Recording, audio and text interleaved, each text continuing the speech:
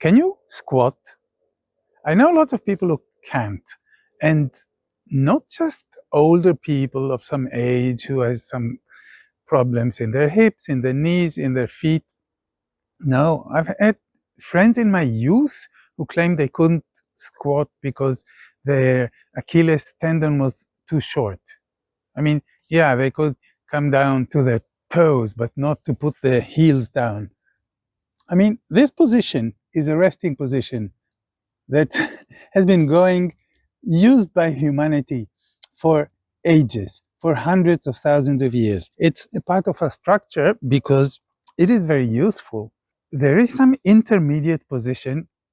It is very useful for doing things on the ground because that's where we lived. We lived on Mother Earth. We still do, only we cover her with cement. So we've forgotten that natural connection with our mother, basically, and we've invented chairs and tables pretty recently in our evolution. So we don't do things on the earth anymore. But if you did, imagine you had to cook on the floor. You would do it squatting. This is the basic active position of rest on the floor because you can reach places. You cover the whole area around you. You can get up quickly and get something and come back to do whatever it is that you're doing. It's a resting position.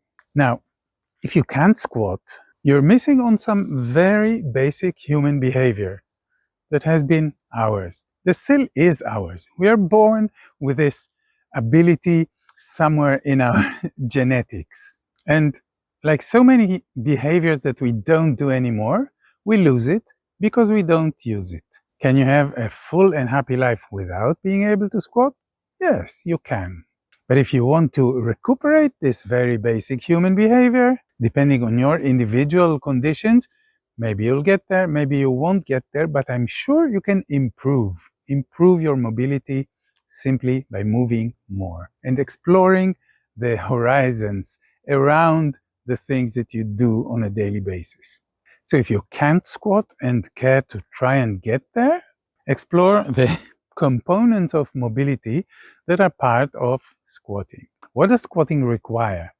You have to bend your hips quite a bit, so far that your belly comes very close to your thighs. You have to bend your knees to a maximum, and also your ankles change their angle.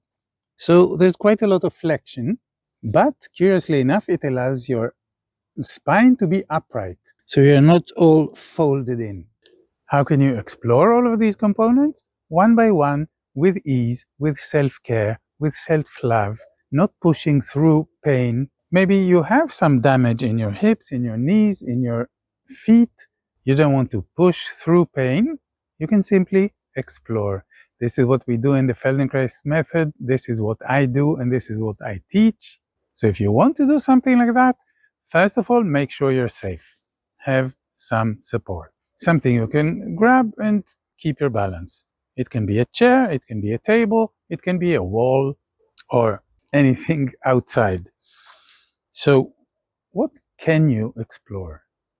The flexibility of your hips is one important thing, and you do it by simply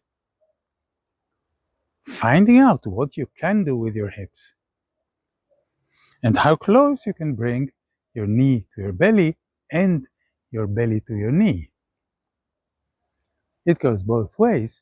You can help yourself with the arm and do one leg at a time. Okay? And also go the other way.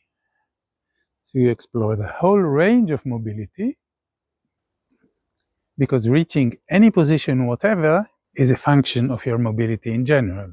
It's not an isolated thing, right?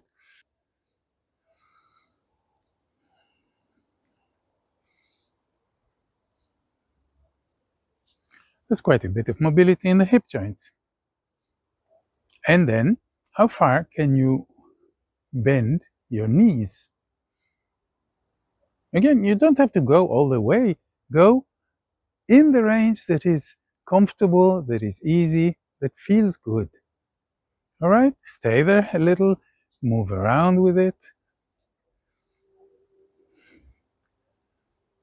If I bring my heel close to my butt, my knee is in flexion, obviously. Can I move in this position? And then if you want to go towards squatting, go again as far as is easy, as far as is comfortable. You can challenge yourself a little bit because we're also working on our thigh muscles. When you bend, you have to hold yourself with your thighs. And in that position, bent just a little bit, you can bring your belly closer to your thighs. Can you?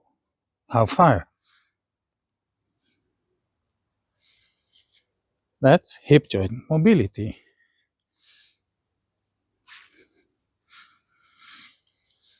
And try to keep your back straight because that's what squatting allows you to do.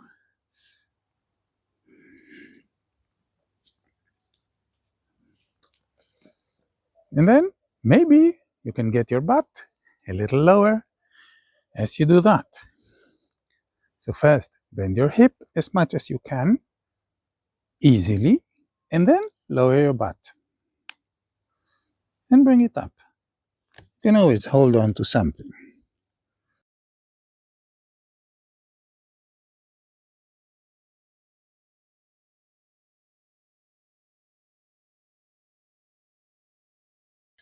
You're strengthening your thighs, and you're coming closer to squatting. Maybe you'll get there, maybe you won't. The end result is not as important as doing it, staying in motion. You will improve your mobility, whether you squat or not. And it may be easier if you hold on to something higher up or have your hands on the wall. So you just hang there.